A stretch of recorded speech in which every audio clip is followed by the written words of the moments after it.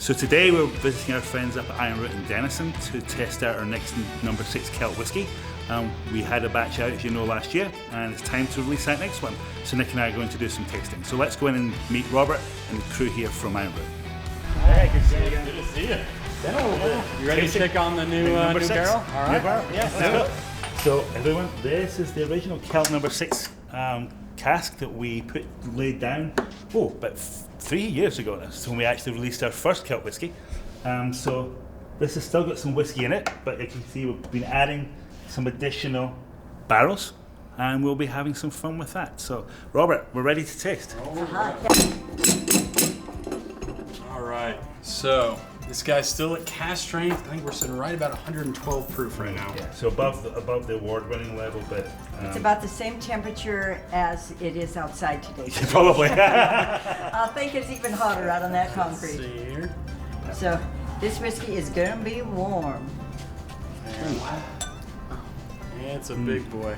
Yeah. Delicious. A little bit lighter colour than I think the last batch, but it's gorgeous. Yeah, lots of legs. Oily. Oh, Love that hot stuff. yeah, that nose is just to die for. It's jumping out of the glass right now. Oh boy, you do have some. Whoa, it is really. Yeah. Yeah, it's big boy. Right now during the summer, it's going to be the most intense as far as spice and vapor in general. But it's going to be super thick. It's got a right super now, long too. finish this time, Yeah. but I think it's because it's warm. Well, the barrel room's sitting at 95 right now. So there we Take go. it down 96 or 94. I'll water Last time a you little liked the bit down, 94, so. and we'll check it and see what you guys think. Yeah, as low as we can go before we start getting cloudy. Right. Yeah. So yeah, 94, 96 somewhere in there. So Yeah. I'll water some down. We can check it out in the air conditioning at a little bit lower temperature. Yeah. No, that really does taste phenomenal. I wouldn't even mind bottling some of this. I might know some place where you can get some of that. Okay, so I'm getting a lot of almond again, which you know I like. Very roasty. Yeah. Yeah. Getting some ripe breadfruits, apricot. A lot of fruit. There's something I can't get my head around, but there's something that's the new note in there which we've not had before. This one, the fruit is a little bit different on it. You get almost like a little bit of peach, some sort of white the fruit. different. Yeah. I'm I'm getting. getting a really nice pear note on I'm it. also getting some mint. Yeah. Mint? You got a little bit of savoriness in there? I know there's definitely a little bit. I think it's just because it's maybe warm and it's vaporizing, but I'm getting some mint. Yeah, which is pretty typical during the summer. Summer, yeah. I definitely get the peach though. You do? Yeah. Yeah, I definitely get that note. And it's so fruity this time. Yeah. It's fruity. Oh yeah. Whew. 108. Almost I think also in that peach, I'm going to go apricot. Yeah. With Yeah. it. Yeah. Now, It's let me very grab chip- the 94 proof and see what you think about Yeah, that perfect. guy. Yeah, we'll go into it. Yeah, let's do it. Let's go with The it. air conditioning for that.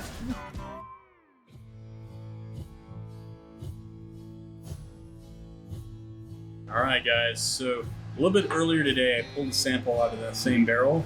Let's cool down a little bit. Proofed it down to 94 to that original proof that we had.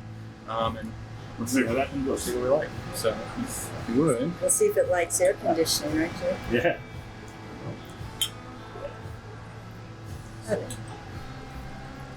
It's got, Yeah. it's got some good color when you look at it. When you It's have a little interesting because more. it's interesting if you would compare it to because of all the extra water that's kind of gone more golden. It's almost a much more golden color. Look at the gold, look at the legs, though. I know.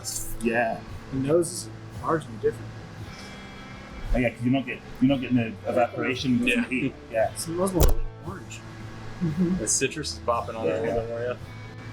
It's like almost like orange sherbet a little bit. Yeah. It's got it almost has those summer, not only the fruits but the floral from it. So it's almost That's like very- you. it's almost an orange blossom. Yes, as you can Yeah, get the blossoms. Yeah. Yeah. There's a little bit. That sweetness, just as typical when we drop Oh, that yeah. proof down a little bit. That Super sweet. sweetness. It's juicy. Yeah. Yeah, and it tastes like the last batch. It's not, it's obviously going to be slightly different 'cause it's a new barrel, but You know about more maple out of this. yeah. It's a little bit richer than the last batch, a little bit heavier, a Yeah, little the bit fuller. last batch we married 3 barrels together. This one kind of a single barrel, which is even better. So obviously we've got to get into your bottling schedule. Yes. So when do you think?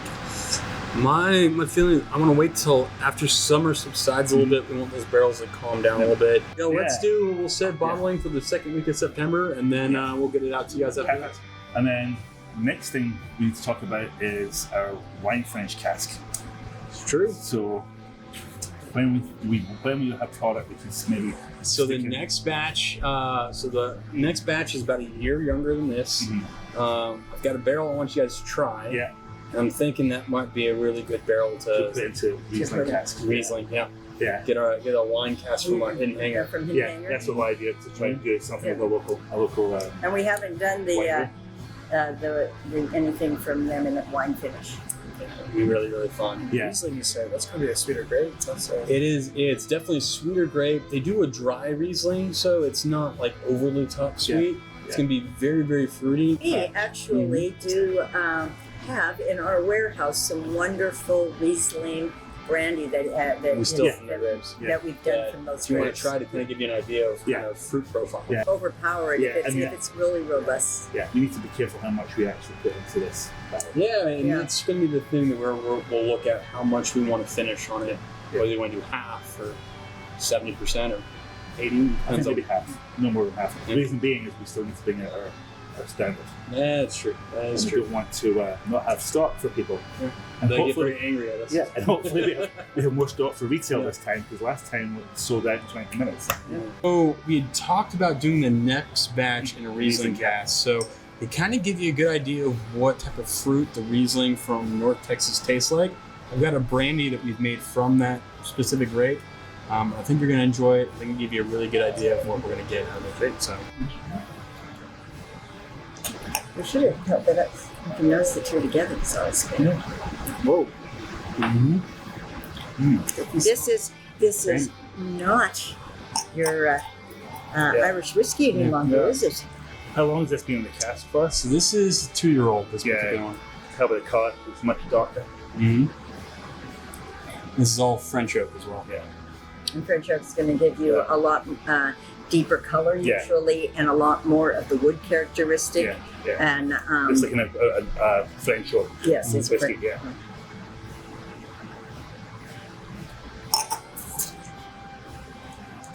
And it's at a hefty proof also. Yeah, we're at 120 proof with this guy right now. It's lovely. I mean, it's funny, for a brandy, it doesn't have that kind of.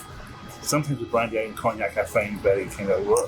For me, but this is very, very sweet, very light. There's been no sugar added, no caramel coloring, no nothing with this one. So this is pure spirit. I really like the fact that it is a drier Riesling, and the way they do it is, I think you told me that they will pick the grapes earlier rather than let them sit on the vine. So they're not building up the sugar content. So I think that's what they'll be do. Harvesting late August, early September. Wow, that's early. Yeah. I mean, we are in Texas, and it has been 110 degrees this year. So we'll see what the flavor is. Yeah. The great thing about it was when we've had the freeze, we've had the weather, and everybody is like shocked that Rieslings are growing so well in this area. And this is the one crop that they had still 80% after the big freeze instead of like 20%. Which is not surprising, because Riesling tends to be growing much further north in Europe. It's a German grape. So you'd expect them to have harder winters.